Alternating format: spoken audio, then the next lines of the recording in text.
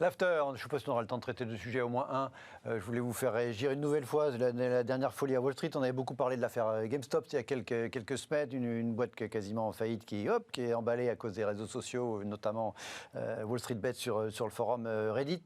Désormais, c'est AMC. AMC, c'est une grande chaîne de cinéma aux États-Unis, du cinéma au sens physique, les lieux, les theaters, qui allait mal puisqu'il n'y avait plus de films, il n'y avait plus de cinéma, donc c'est bien compréhensible, qui vient de s'envoler ces derniers jours à Wall Street, qui retrouve une capitalisation de 25 milliards de dollars. C'est encore une fois avec un emballement sur les forums. Donc c'est les petits porteurs là, qui, contre la supposée réalité économique, s'emballent pour une valeur, pour faire chuter les vendeurs à découvert notamment. Une nouvelle bulle, on en avait déjà parlé ensemble, d'autres occasions. Il faut désormais, aujourd'hui, sur les marchés financiers, compter avec une certaine... d'autres types d'irrationalité. Il y a toujours eu des irrationalités sur les marchés financiers, mais voilà, il y a une nouvelle. C'est pas Elon Musk qui a dit qu'il fallait acheter. Non, celle-là, c'est pas Elon Musk. On ne parle pas d'Elon Musk, je ne crois pas. Enfin, pas encore. Il y a quand même une chose qu'on oublie souvent de dire, c'est que ce sont des marchés qui sont organisés par des places de marché. Ce sont des marchés de courtiers. Et les courtiers prennent toujours une commission.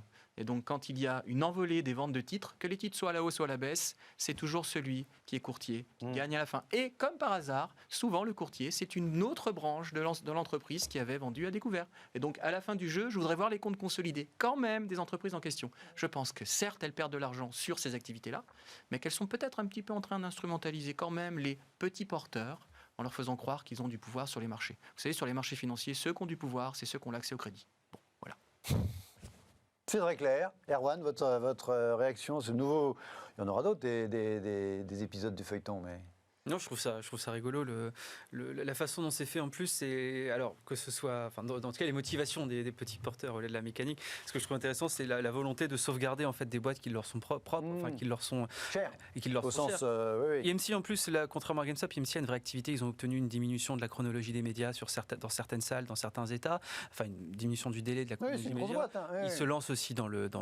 Enfin, ils ont quand même des franchises en termes de séries, en termes de films qui sont assez intéressantes, assez porteurs. Walking Dead notamment, ils avaient Breaking Bad à vendre. C'est quand même quelque chose, il y a des actifs derrière, mais moi je trouve ça presque un petit côté un petit peu romantique. On est vraiment dans l'histoire un petit peu romantique. Le mec, il veut pas qu'on touche à son magasin de jeux vidéo, il veut pas qu'on touche à son cinéma. Demain sera peut-être à son vendeur de hot dog préféré.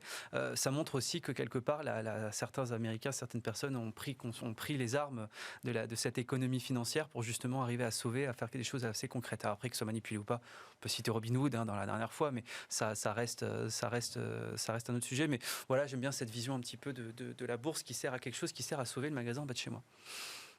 Ce sera le mot de la fin. Merci messieurs d'avoir été autour de cette table ce soir.